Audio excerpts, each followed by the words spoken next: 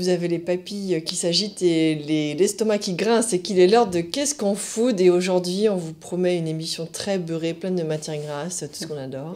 Parce qu'on voulait faire un petit point avec vous sur cette soi-disant pénurie du beurre et aussi vous montrer un peu comment fonctionne la création d'un beurre de A jusqu'à Z. Tout Isabelle, à fait, bonjour. on va aller à la rencontre de Le Gall. Alors, comment on dit la beurrerie Le Gall, la crèmerie La Le Gall, laiterie, la laiterie Le Gall. la laiterie Le Gall. Voilà, qui produit des beurres que vous connaissez peut-être. On va rentrer dans les coulisses de cette belle maison.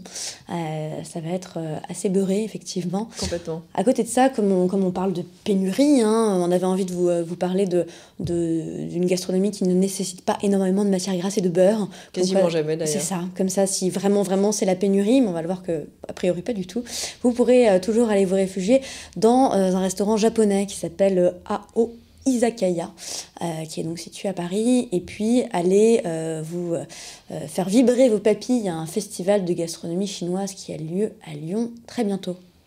C'est parti. On y va ?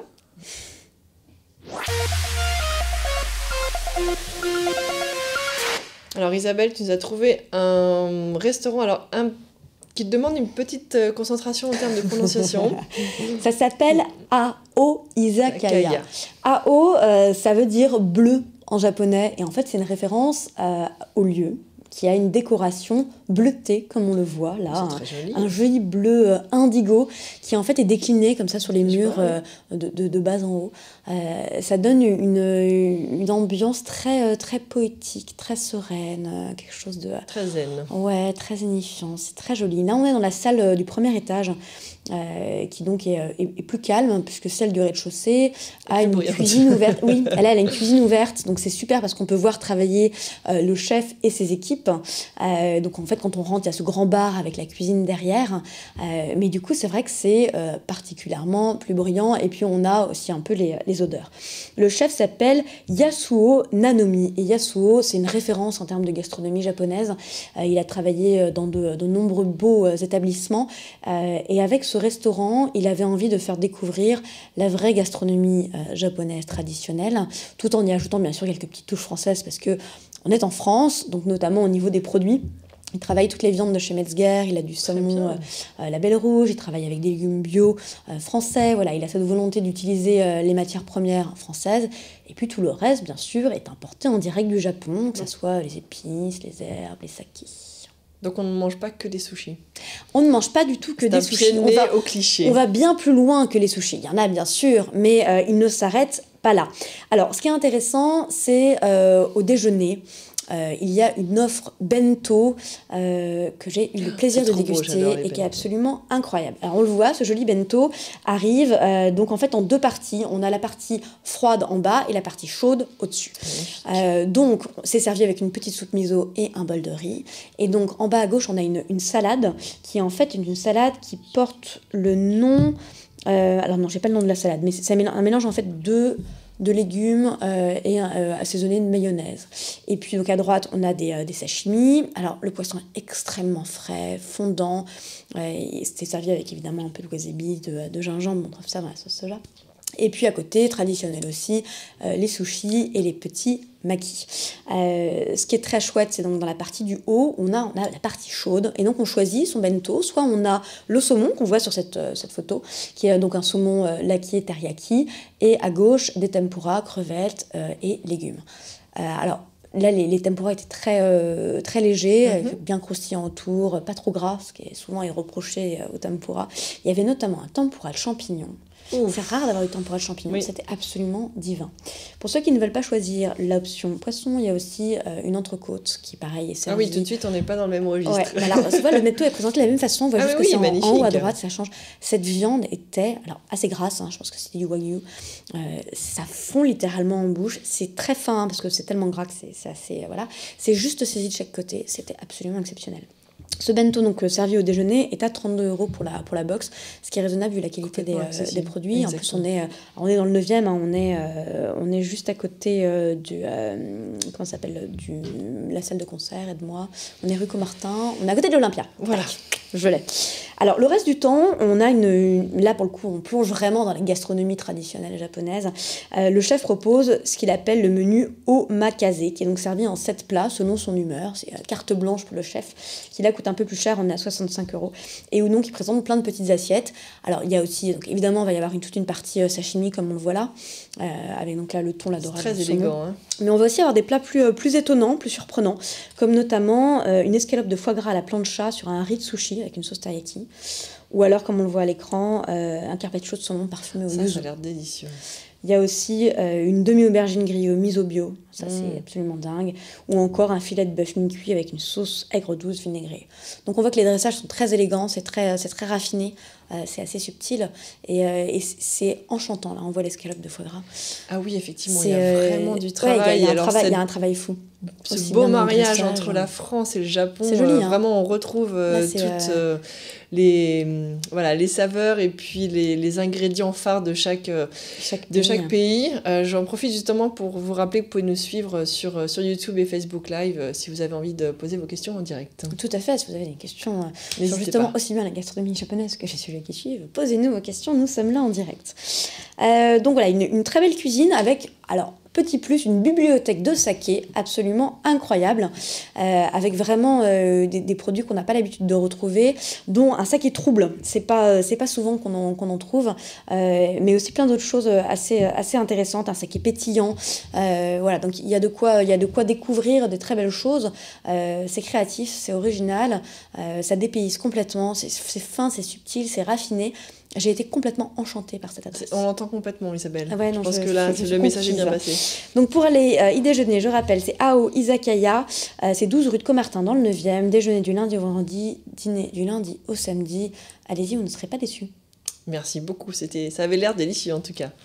On fait une courte pause et on revient vous parler de beurre.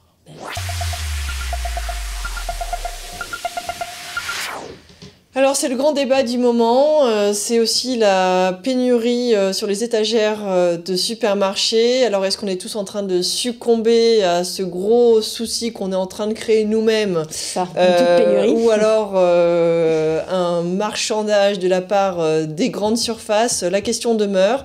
En revanche, il est vrai que l'on consomme de plus en plus de beurre, que les pâtissiers amateurs ils sont aussi pour quelque chose, hein, il faut bien le dire, qu'on est de plus en plus à vouloir faire de la pâtisserie chez soi, vouloir faire de sa propre pâte feuilletée, et bien évidemment, ça demande du beurre. Cette folie de la pâtisserie, elle n'est pas uniquement propre à la France, mais elle dépasse les frontières. Mais c'est vrai qu'on est aussi un pays producteur assez important et qu'on va au dehors de ses frontières, donc il faut pouvoir répondre à toutes ces demandes. Donc on se retrouve dans une situation un peu compliquée et un peu bizarre d'ailleurs, parce que c'est le prix du litre en fait. Il y a tout, il y a le prix du litre, bien évidemment la surenchère des supermarchés qui font tirer les prix vers le bas, et puis comme on le sait, le beurre ça commence par les vaches, et que mine de rien il y a aussi une pénurie en termes de production de lait, parce que on a une consommation, en tout cas une production de fourrage, donc c'est ce qu'on donne à manger aux vaches qui suit pas la demande de beurre, et donc du coup les vaches ne produisent pas autant pour qu'on puisse créer nos propres pâtes feuilletées, et du coup ça crée cette pénurie aussi. Alors c'est un peu surprenant parce que on a des étals de supermarchés qui sont complètement vides. Alors, on en a d'autres qui sont complètement pleins. Ça dépend complètement d'un supermarché à l'autre. Tout à fait. Et donc c'est exactement. Donc ça reste un mystère. Je pense qu'on est aussi un peu comme cette pénurie de carburant où tout le monde s'affole, où tout le monde saute sur les stations essence. Il y en a un qui a commencé à dire que c'était une pénurie, résultat tout le monde s'est exactement.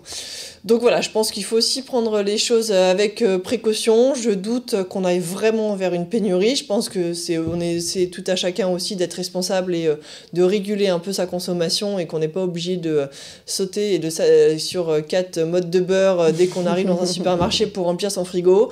Voilà, tout est une question de régulation, d'équilibre, et je suis sûre qu'on parviendra à trouver une solution.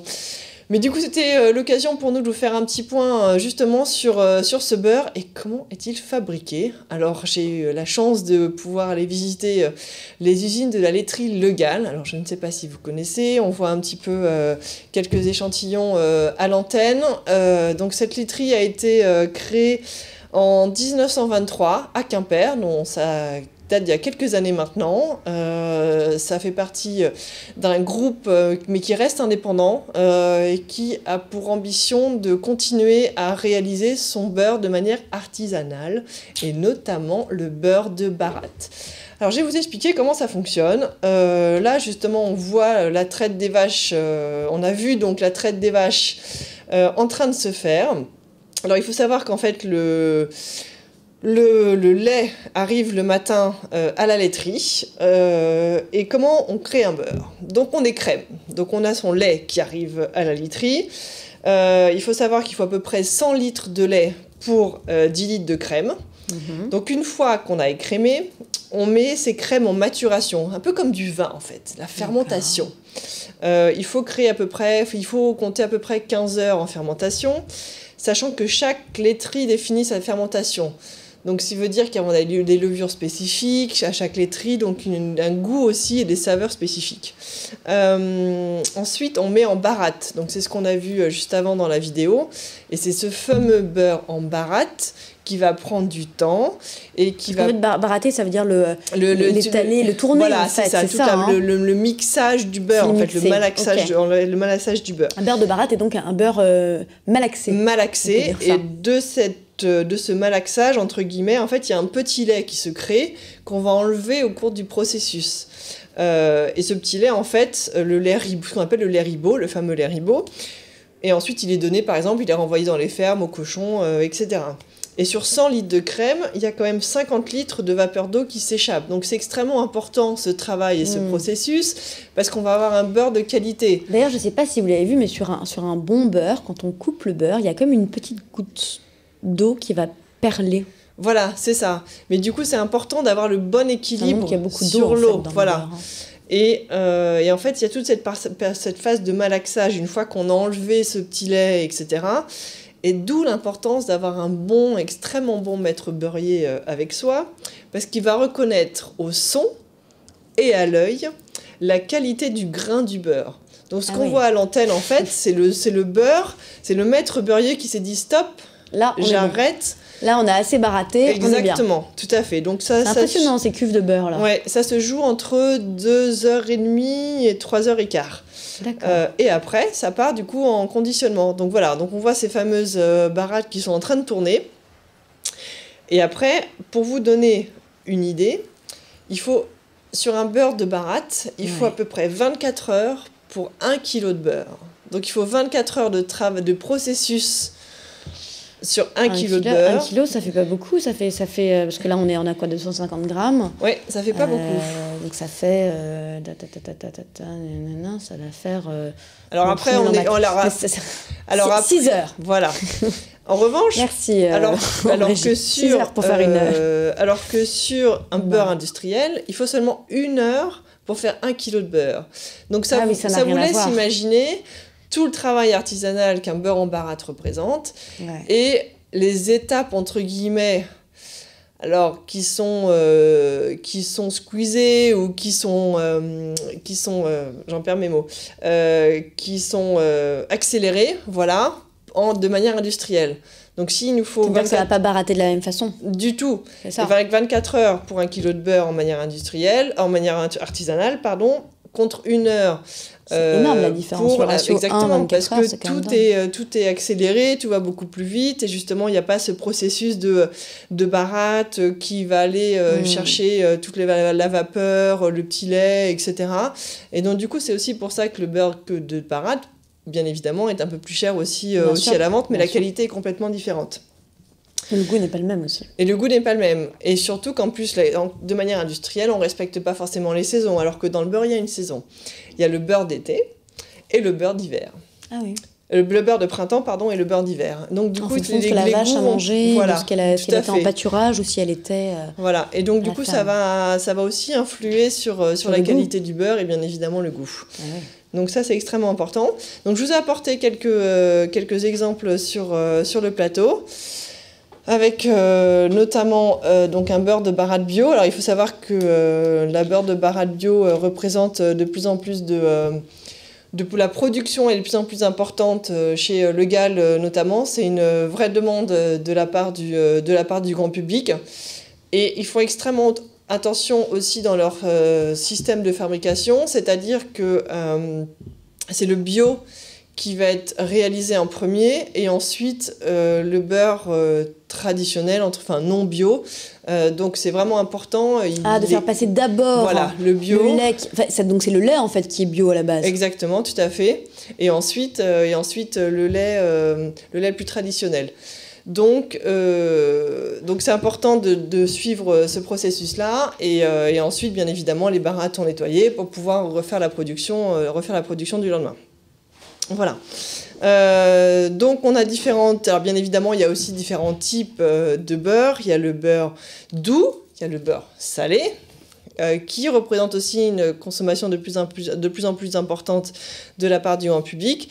Et comme dans le vin, il y a aussi des grands crus. Des grands crus. Et voilà. Et donc du coup, je vous propose de faire une petite dégustation des différents beurres que nous avons. Donc là, tout à fait. On a le beurre de Bharat à l'ancienne, donc doux, qui est bio. Voilà. On a le beurre de Bharat demi-sel et on a le grand cru. Alors, ça va être quoi la différence entre un le grand cru, ça va être le choix de la crème. C'est une crème qui est pas pasteurisée, donc on est sur des processus de fabrication un petit peu différents. D'accord. Donc donc du coup on va avoir du lait cru, c'est ça? Voilà, tout à fait. Alors, on commence avec donc le doux bio. Le doux bio. Tac. Allons-y. Je laisse le couteau. Hop. Alors, beurre bio.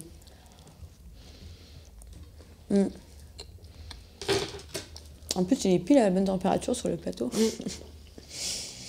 Alors, c'est peut-être intéressant de... Ah non, ça c'est du demi-sel, on goûtera après en même temps que l'autre.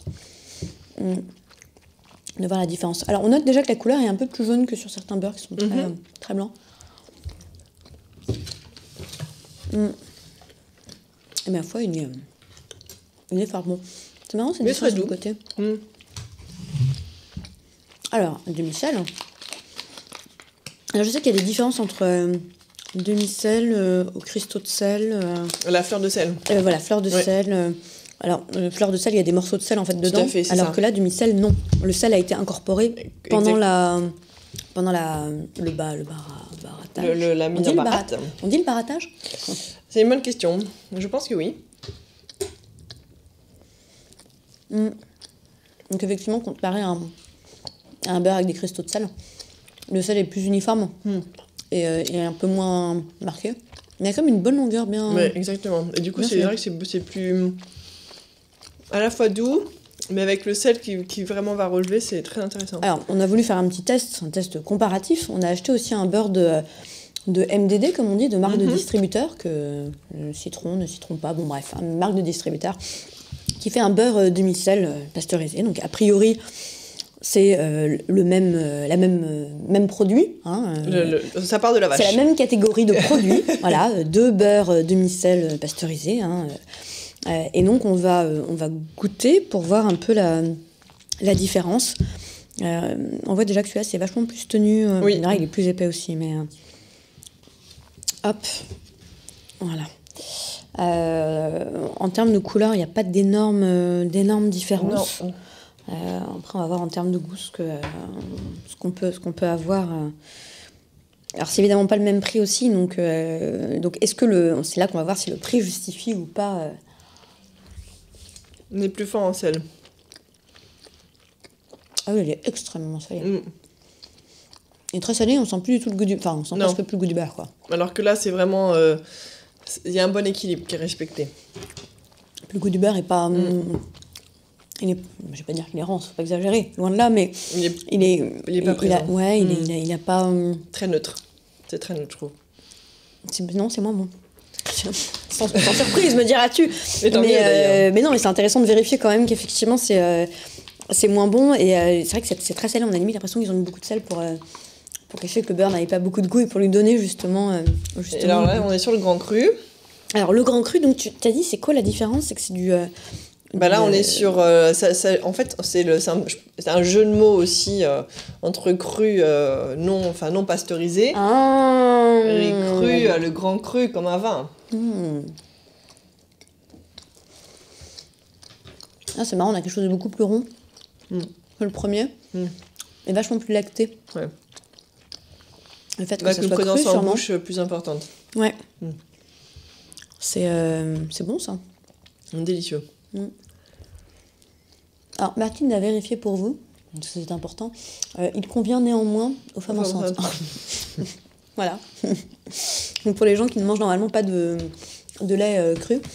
C'est vrai qu'on en mangerait à la petite cuillère. J'aime beaucoup celui-là.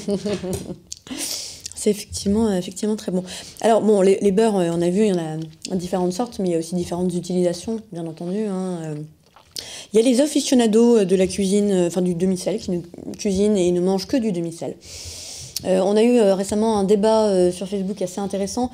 Un journaliste food citait un chef breton en disant la cuisine, c'est au beurre doux et pas au beurre salé. Et là, c'est attention, le début du drame. Mais c'est pas possible qu'il ait dit ça.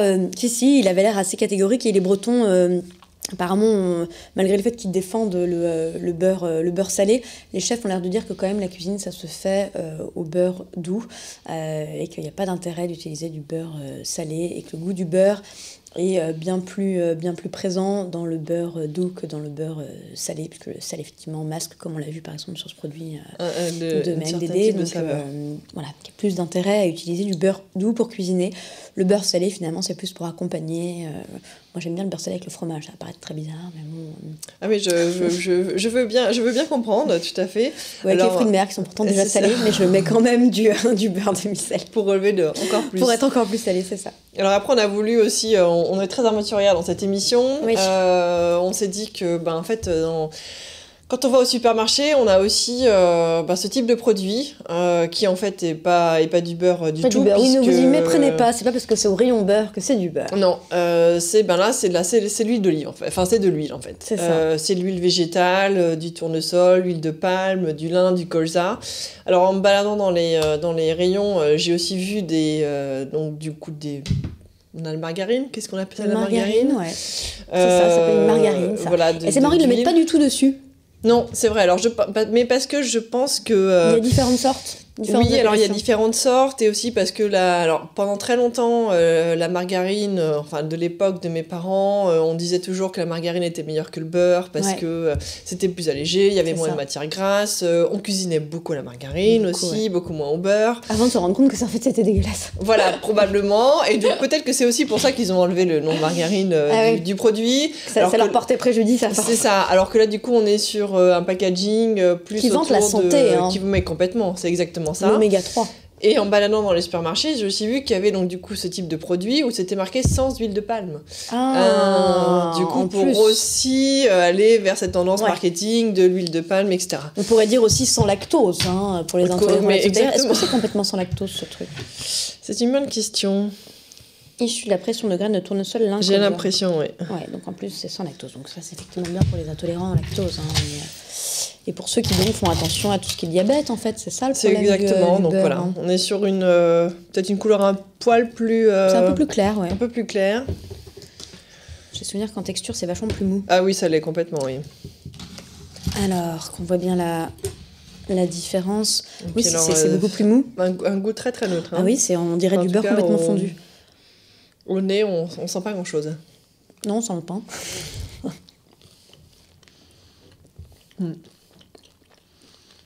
On sent l'huile. Ouais, marrant. On dirait un beurre sur lequel vous avez aspergé de l'huile de tournesol. Du coup, on sent plus le goût du beurre. Non, puis il n'y a pas de texture.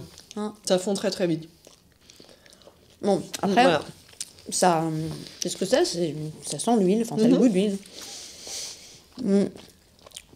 Si vous aimez cuisiner à l'huile, pourquoi pas. Mais bon, c'est pas C'est pas ce qu'on C'est pas préfère. notre préféré. Enfin, en tout cas, voilà, nous on vous Nous, on milite pour le conseille. beurre. C'est ça, le beurre, le vrai. Vous pouvez Particulièrement retrouver, celui au lait cru. Hein, je crois que l'ensemble c'est, de ces produits légaux dans les grandes surfaces, puis dans les différents points de vente. Je sais qu'aussi ils réfléchissent à pourquoi pas faire de la vente en ligne à un moment. Donc ils sont les bienvenus et ce grand cru sur les tables de Noël. Oui. Je me dis que ça peut faire quelque chose. Mathilde a trouvé son créneau. Complètement, exactement. On va se faire une petite pause. Et puis après ce taux de matière grasse assez élevé, on va revenir vers un festival un peu plus diet.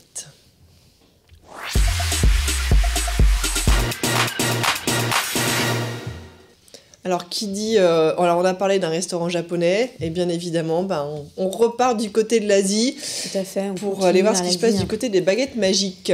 Exactement. Alors, on le sait, la cuisine chinoise a assez explosé ces dernières années. On en parle de plus en plus, on la trouve de plus en plus. C'est plus seulement le traiteur chinois du quartier qui fait des choses assez douteuses et qui parfois en plus fait aussi de la cuisine japonaise. Enfin bref, c'est bizarre. On se trouve maintenant face à des vrais restaurants chinois qui assument les cuisines régionales.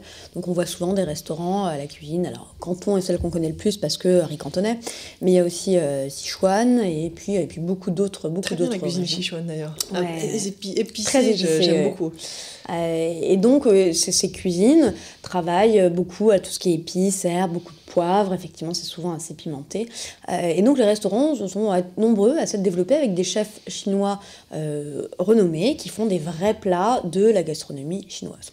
Ça fait déjà quelque temps qu'à Paris s'est créé un festival autour de la gastronomie chinoise, la Chinese Week. Chinese Week. Qui donc fait le tour de restaurants partenaires qui proposent une vraie cuisine chinoise régionale. Ça s'est aussi installé à Lyon et c'est de ça dont on veut vous parler aujourd'hui. Donc ce festival s'appelle les Baguettes Magiques. Déjà le nom nous plaît assez. Ça a donc lieu du 14 au 24 novembre, donc ça dure quand même 10 jours. Ça c'est l'avantage, c'est qu'on aura le temps d'en profiter, d'en faire le tour. Et d'aller jusqu'à Lyon. Et d'aller jusqu'à Lyon pour ceux qui ne sont pas à Lyon, tout à fait. Et donc c'est à l'initiative du Nouvel Institut franco-chinois. Donc ce Nouvel Institut a bien sûr la vocation de promouvoir tout ce qui est culture chinoise en France. Et la culture chinoise passe bien sûr évidemment par la gastronomie. Et la gastronomie, ça englobe aussi le thé. Hein. On sait qu'il y a une grosse culture du thé, que c'est quelque chose de très important en Chine. Et donc, c'est le seul festival à Lyon qui est dédié à la gastronomie chinoise. Mais alors, sous toutes ses formes. Ça ne s'arrête pas seulement... on ne mange pas que des dumplings. On ne mange pas que des dumplings, exactement. Ça va bien plus loin. Donc là, c'est la deuxième édition. Et donc, pendant 10 jours... des chefs français et chinois vont collaborer ensemble. Là, c'est là que c'est intéressant. C'est aussi un peu comme on l'a vu chez AO, une fusion entre deux cultures pour présenter un parcours gastronomique à travers la ville qui va aussi bien présenter des designers chinois que des chefs avec des ateliers de dégustation. Donc, on verra comment cuisiner chinois avec des produits du terroir lyonnais. Ça va être marrant parce que c'est vraiment original. Réinventer la cuisine chinoise au fil des saisons et comment intégrer le thé dans la cuisine. On se retrouve donc à Lyon du 14 au 24 novembre pour ce festival. Merci beaucoup Isabelle, ça donne envie d'aller voyager. Et nous, on vous donne rendez-vous la semaine prochaine et on va faire un petit tour du côté des ustensiles de cuisine et comment bien les choisir. Bonne semaine à tous.